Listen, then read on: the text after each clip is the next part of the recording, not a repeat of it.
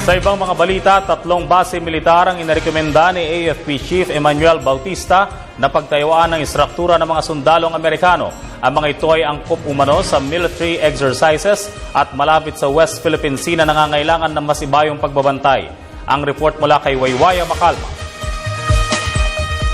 Bilang pinakamataas na opisyal sa hukbong sandatahang lakas ng Pilipinas, inirekomendahan ni General Emmanuel Bautista ang 3 base militar na maaaring lagyan ng istruktura ng mga Amerikanong sundalo na nakasaad sa Enhanced Defense Cooperation Agreement.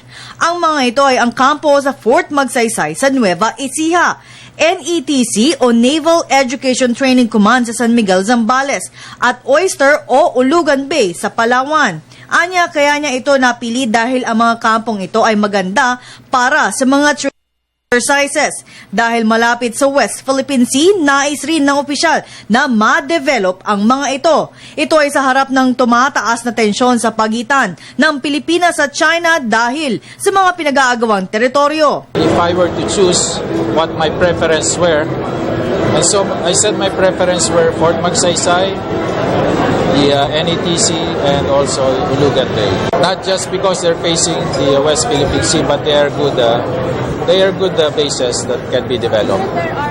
There is room for development in this phase. Ngunit ayon kay Bautista, ang panel pa rin ang mag-aaproba nito at hindi siya. Nakatakdang makipagpulong ang Mutual Defense Board at ang EDCA Philippine Panel ukol dito sa darating na Oktubre. We work through the MDB, the Mutual Defense Board. The details of that will be discussed in the Mutual Defense Board.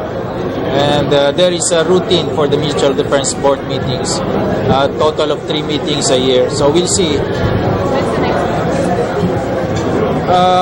The board proper meets sometime in September, October.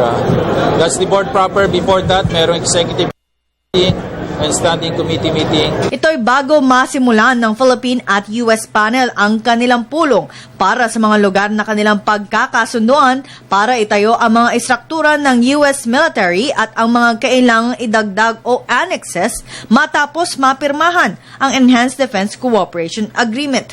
Una nang kinumpirma ng Philippine panel ng EDCA na ang Fort Magsaysay ang kanilang naiisip na maaring lagyan ng istruktura ng mga Amerikanong sundalo dahil ito ang pinakamalaking kampo ng AFP sa buong bansa. Para sa Telebisyon ng Bayan, Waywaya Macalma.